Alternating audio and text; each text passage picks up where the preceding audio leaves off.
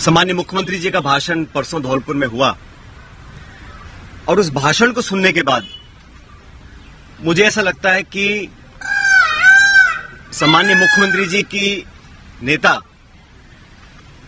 आदरणीय श्रीमती सोनिया गांधी जी नहीं है, बल्कि उनकी नेता वसुंधरा राजे सिंधिया जी हैं।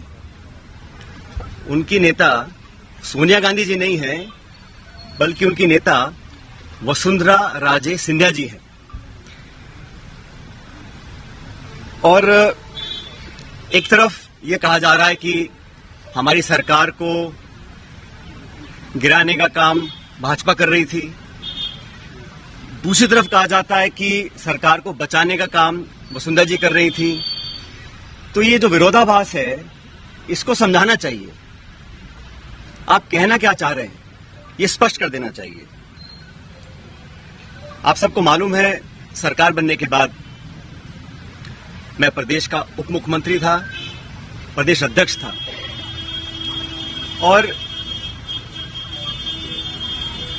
2020 में देशद्रोह, राष्ट्रद्रोह के मुकदमे में मेरे पर कार्रवाई करने की कोशिश की गई थी।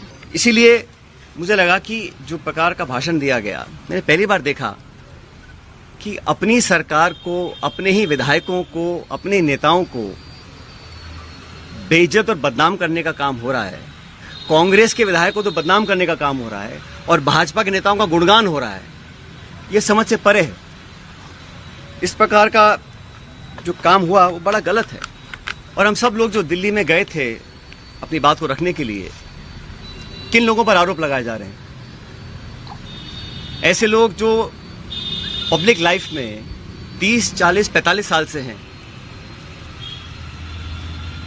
3 दिन पहले मैं बाड़मेर में था, परसों अजमेर से एक यात्रा निकालूंगा। जनता के बीच जाकर जनता की आवाज सुनेंगे, जनता के मुद्दों को उठाएंगे।